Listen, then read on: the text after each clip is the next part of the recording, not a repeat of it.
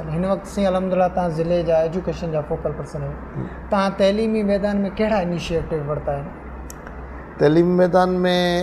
असां ज़ाती तरह बूं त का अहिड़ी प्रोग्रेस आऊं कोन थींदी पर जनरली तौर ते जीअं साईं सरदार शाह एडुकेशन मिनिस्ट्री वरिती त हाणे उन में साईं बिल्कुलु हिकिड़ा रिवोल्यूशनरी क़दम खयां आहिनि उन में एडुकेशन में उमरकोट में पूरी सिंध में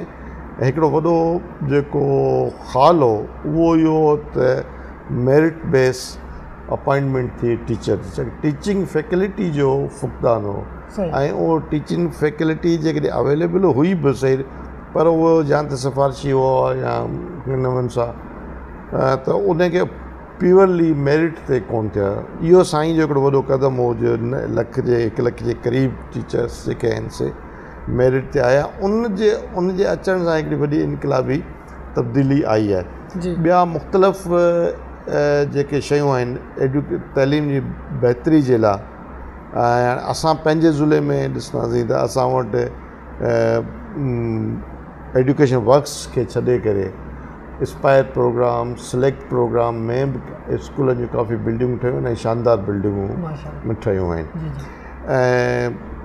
लाज़मी तौर ते घटि आहिनि एतिरे तइदाद में कोन्हे जेतिरे तइदाद में स्कूल अवेलेबल आहिनि ऐं ॿियो इहो रिपेयर ऐं स्कूलनि जी नए सिरे स्कूलनि जी तइमीर उहो उमरकोट डिस्ट्रिक्ट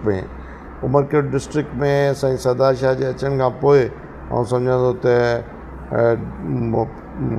कॉलेज जे लिहाज़ खां तव्हां ॾिसंदा त ढोरनारो में बॉयज़ डिग्री कॉलेज ढोरनारो में गर्ल्स डिग्री कॉलेज महेंद्र पार में बॉयज़ डिग्री कॉलेज अहिड़े नमूने सां पिथोरे में बॉयज़ ऐं गर्ल्स डिग्री कॉलेज सामारो में कुनरी में इहे सभई कॉलेज ठहिया ऐं उमरकोट में कॉलेज खे वधायो वियो इहे ऐं पीपुल्स स्कूल उन्हनि जूं सुठियूं बिल्डिंगूं शानदार बिल्डिंगूं ठाहियूं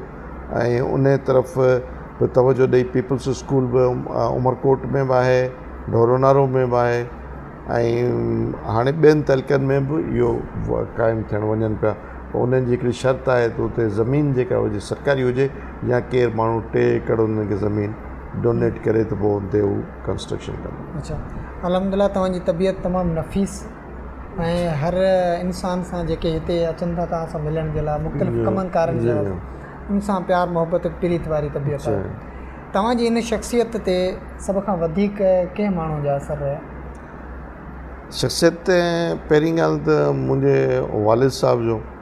मुंहिंजो वालिद जेको तबियतनि सख़्तु हो पर उन्हनि जी सख़्ती जे करे ई असांजी बहितर तरबियत थी अल्हम्दुलिल्लाह असां 3 भाउ आहियूं टिनी असां प्रोफेशनल कॉलेजनि में ग्रेजुएशन कई मूं ऐं मूंखां नंढो भाउ आहे उन महिराण इंजीनियरिंग यूनिवर्सिटी में वरिती ऐं असांखां 4 नंबर जेको भाउ आहे हुन में मेडिकल MBBS कयो लियाकत मेडिकल कॉलेज मां ऐं हिकिड़ो त उनजो असरु आहे उनजी तरबियत ऐं उनजो असरु पहिरियों ॿियो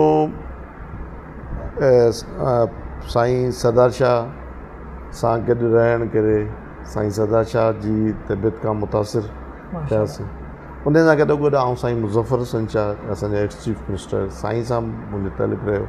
त साईं सां बि उन में रहियासीं पॉलिटिकल माण्हू अञा 2 ॿिया बि आहिनि जिन खे माना उन्हनि खे उन्हनि जी तबियत ऐं उन्हनि सां माण्हुनि सां उन जी क़रीब हुजण जो बि मूंखे तजुर्बो आहे उन में पीर आफ्ताब शाह जिलानी ऐं मीर मुनवर टालपुर मीर मुनवर जे लाइ चवंदा मीर मुनवर जी गिराठड़ी में जेको अची वियो पोइ निकिरी कोन सघंदो आहे